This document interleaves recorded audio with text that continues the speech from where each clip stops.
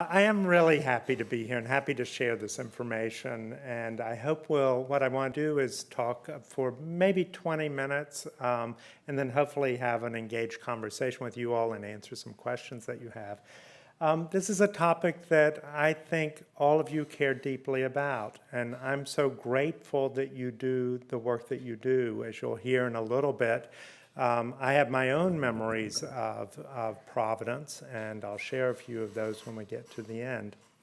As Rachel said, this is the product of my sabbatical at the American Academy in Rome. And just to make people further jealous, I like to show people the American Academy building, which was designed by McKim, Mead, and White. This is where I was in Rome, and my studio was the tall second-floor window to the left of center.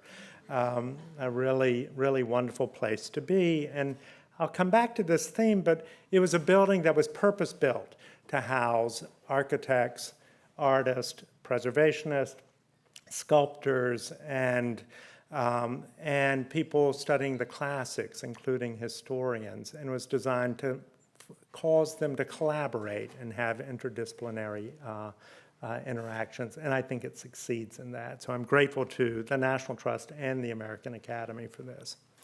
So Rachel talked about the book a little bit.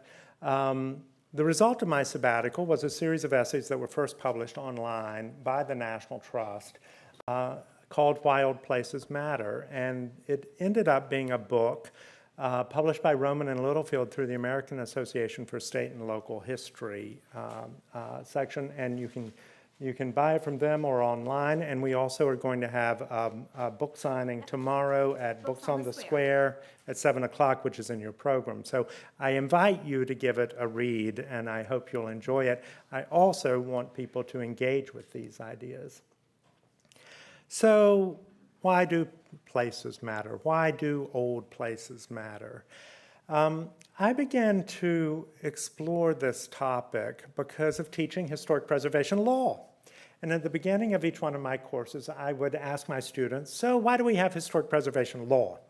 And very quickly, it would devolve into a discussion about why we have historic preservation at all. I was a little bit surprised to discover that my students, many of whom were graduate students in historic preservation, did not necessarily have ready answers for why we do this work, why we do what we do. What difference does it make if we save these old places or not? What difference does it make to people's lives? They would answer the question by talking about the things that are in the statutes, protecting property values, revitalizing communities, saving our heritage. But those didn't seem to get to the deeper ideas for why old places matter to me. So I proposed this project to go and look at these ideas and to try to delve into it. And ultimately, I wrote about 14 ideas. I'm not going to review all 14 ideas with you today. But I also discovered that I didn't think even the 14 ideas captured everything. That the reasons that old places matter to people are so profound and so all-encompassing that 14 words doesn't entirely capture it. And what I really wanted to do was to spur a conversation for people so that they could reflect on why places actually matter to them. So I selected a few to go through this evening with you all. And as I go through them, I would invite you to be thinking, does that resonate with me? Does that make sense to me or not? And what other words might I use to talk about why old places, wherever they are, whether Providence or elsewhere, actually matter to me? So, why old places matter? One of the first words I heard was continuity, that old places provide people with a sense of continuity that is beneficial for them from an emotional and psychological point of view. And I read deeply in Place Attachment. I found this wonderful quote from Maria Lewica. The majority of authors agree that development of emotional bonds with places is a prerequisite of psychological balance and good adjustment. and that it helps to overcome identity crises and gives people the sense of stability they need in the ever-changing world. We see this in our communities, the way people become attached to places like schools. In the upper right is Caldwell Station School, where my father went to school, where his family went to school, which continues to be used as a family preschool today. That continuity of place is beneficial to people. But we see this idea of continuity perhaps most strongly when the continuity is broken. So the large photograph of the church is Palmer Chapel in the Great Smoky Mountains National Park, where people were forcibly removed during the 30s to create that park. Still, 3 and 4 generations later, people come back to this church to reconnect with that place and reconnect with that community.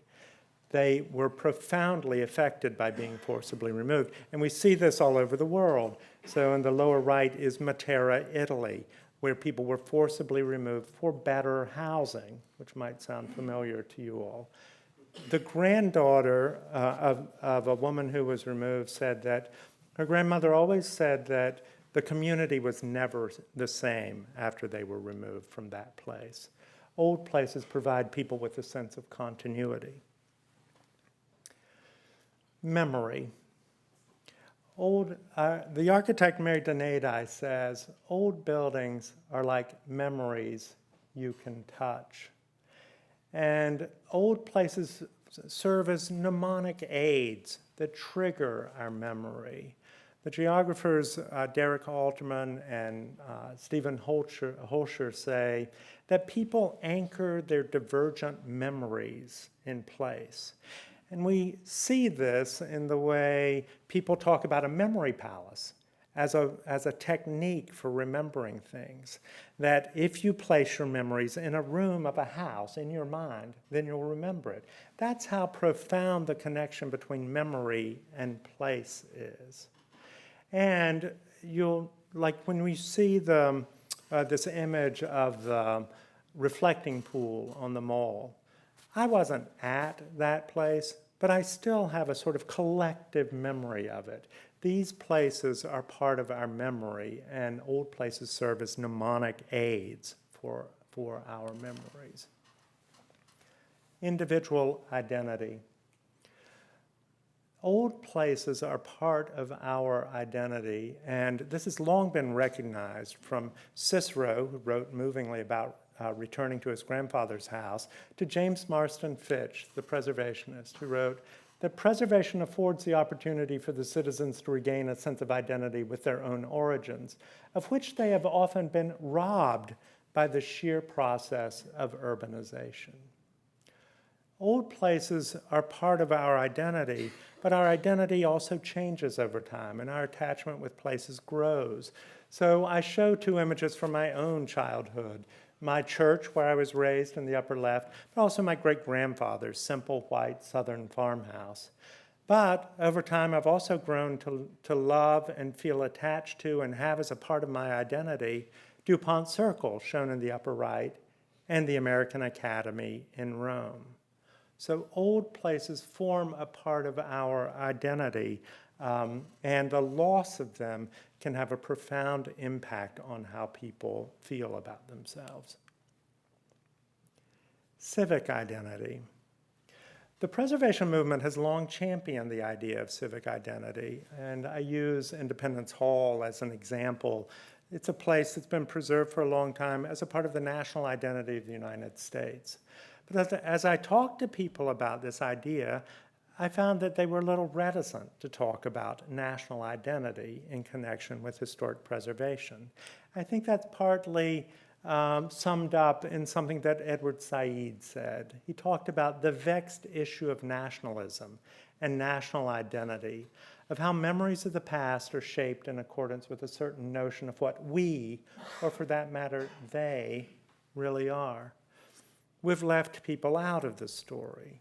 Slaves were not mentioned at plantation houses. Native Americans were treated as the enemy at frontier forts, and countless workers and ethnic groups were completely left out of our story of place. And we know that place can also be manipulated to tell a certain type of story. And the example I use is Luigi Moretti's Square Colosseum in Rome, which Mussolini used expressly to tie his regime to classical Rome and imperial Rome. But here's the really interesting thing to me. Old places tend to be the vortex and venue where our ideas of identity change over time. They may even foster the types of conversations that are necessary to change our identity over time. The example I use is one that's very much in the news, the Confederate statue from my own hometown in North Carolina, which you can see covered with tarps. I can talk for hours about Confederate memorials, but the point of it is these places are so important that they become the lightning rods for our sense of national identity and civic identity. You see this sense of civic identity in all the places that we care about in our communities, but you also get a sense of universal identity from places around the world. The example I use is the Bamayan Buddhas on the right here, which were destroyed in an act of destruction of religious iconography. And when they were lost, if you followed it, then you may have felt what I felt, which was a great sense of loss that I think was felt worldwide. So these places also reflect our universal identity. Beauty. Beauty has long been one of the reasons that we do what we do. We want our cities and communities to be beautiful. And if you Google beautiful places, you get a whole lot of natural places, a whole lot of old places, and just a smattering of new places. So beauty has always been at the heart of what we do, and yet we often don't ground our decisions in the idea of beauty anymore. And I found that as I talked to people about beauty, they also had a sense of reticence about talking about it. And this is for many reasons. The perceived subjective nature of beauty, the elitist characteristics of beauty, that host of things. And yet I found studies done by the Commission for Architecture and the Built Environment in Great Britain that tried to promote the idea of beauty in the civic realm for the built environment. And this quote captured what a lot of those said. Beauty is a deeply positive experience contributing to happiness and well-being. But here's the thing that I found most interesting as I studied this issue. Historic preservation is the field in our society where notions of beauty change over time. So many of us in this room can undoubtedly remember when Victorian buildings were considered ugly, when Art Deco was considered hopelessly commercial, when the moderne was not valued, and now even we look at brutalism as beautiful, as you can see from the Salk Institute in the far right. I even found beauty in the graffitied concrete interior of Miami Marine Stadium, shown here. We are the place where these notions of beauty change. We are the field that knows how much more difficult it is to save an ugly building than a beautiful building. So beauty is one of the reasons that old places matter, and I believe we should advocate for beauty in our communities. Sacredness. People all over the world travel to old places to experience feelings of awe and sacredness, such as what I felt in this church here, the Santuario de Chimayo in New Mexico. And people have done this throughout cultures and throughout history. We don't often talk about it in our field, except with traditional cultural properties and with Native American sites. And yet sacredness remains one of the reasons that people save old places. Old places also become sanctified sometimes by the types of things that happen there historically. And here I show a battlefield on the right, but also on the upper right, the archaeological site of Shockoe Bottom in Richmond, Virginia, which was the largest slave trading area of the Upper South before the Civil War. Those places have been sanctified by the things that have happened there and have become sacred. Old places matter because they are or may be perceived of as being sacred. Ancestry. Again, one of those topics that we used to talk about as being a reason that we saved old places, that old places connected us to our ancestors. But again, the preservation movement, for a while, moved away from that idea because of the perception of elitism and the perception of exclusivity. And yet there's been an explosion in genealogical research and genealogical interest. And of course, when people are looking for their ancestors, what are they usually asking? Where am I from? Where are my people from? In recent years, because of the explosion of this, some remarkable things have happened. In the upper left is a plantation site called Somerset Place in North Carolina, where Dorothy Sproul Redmond started the first reunion of the descendants of the slaves and other people who worked there. And she wrote a book about this experience and talked movingly of how, until she had the tangible connection with that place, none of the documents about her history seemed to matter as much. It was that tangible connection that gave her a profound sense of meaning and belonging. Old places matter because they connect us to our ancestors, whether they're from a farmhouse in North Carolina, Ellis Island, or from Somerset Plantation. History and learning. These are the traditional reasons that we talk about why old places matter and why historic preservation matters. And what I like to emphasize about this is not only the history part, but the way it is different from studying things through documentary evidence or through books. Old places matter for history and learning because you get to experience these old places with all of your senses.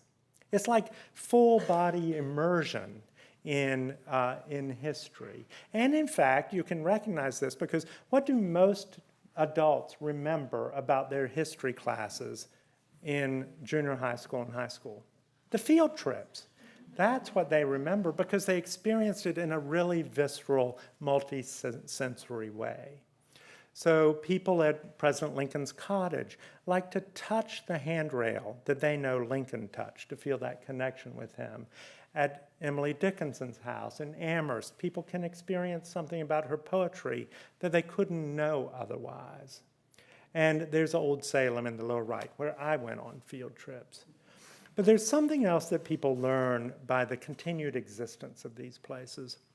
And I show one of my favorite historic sites in the country in the upper right. It's the Quan Tai Temple in Mendocino, California, in Northern California, which was built in 1854 as a Taoist temple by the Chinese immigrants. And when I visited there, one of the descendants of the builders said to me, what people learn by the continued existence of this place is that we were here. If that building disappeared, people would not have that visceral reminder that the Chinese were in California in 1854. Old places matter because of history and learning. Community. Old places matter because they foster a sense of community. And the writer Wendell Berry says, a community is the mental and spiritual condition of knowing that the place is shared. How exactly do old places foster community? Well, first, by the idea of identity. That shared civic identity represented by the buildings is a way the community is fostered. Another way that's obvious is you meet people and get together, and you know where to meet people and get together at the old places in our community. And the example is post offices. The way people go to post offices is one of the ways that community is fostered in our places. For decades, people have lamented the way sprawl has destroyed the American sense of community and destroyed our small towns. And the placemaking movement and the new urbanist movement promotes places that are walkable, that have front porches, that have cars parked behind, those sorts of things that many old places already have. And I applaud their efforts. I support the idea of new urbanist developments. But something is missing from that, and that is the idea of time. Old places are where people and place and time have intertwined to form community. Community cannot be built. It can only be fostered, and it requires that factor of time in order to be a community.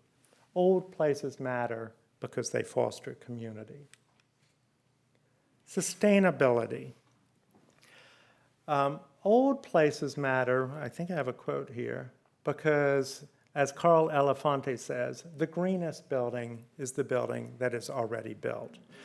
The preservation lab, Green Lab, now called the Research and Policy Lab of the National Trust, did a study about the sustainability benefits of old places. And it found, this study, which you can find online, that it takes between 10 and 80 years for a new building that is 30% more green than an existing building to recover the environmental cost of the demolition of an existing building.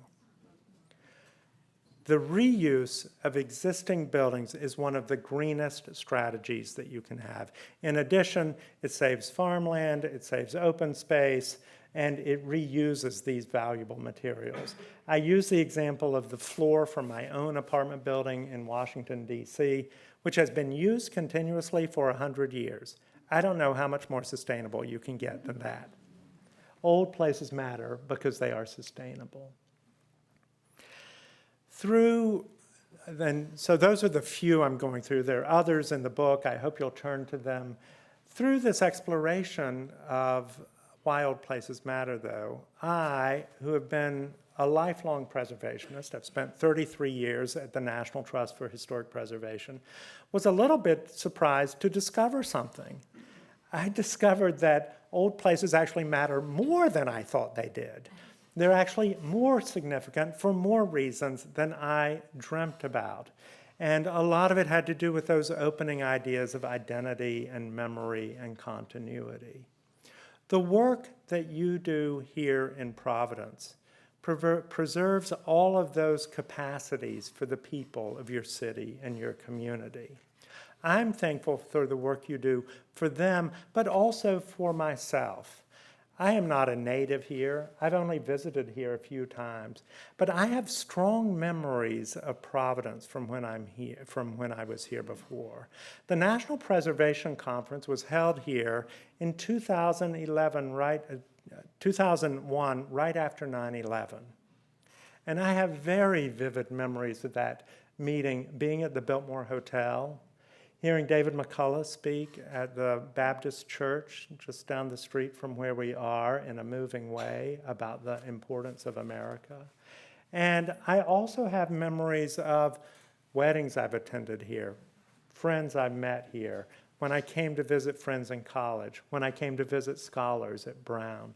The work you do preserves the capacity of people to have all of those benefits that I reviewed, and I thank you for that, and I applaud you all for the work that you do.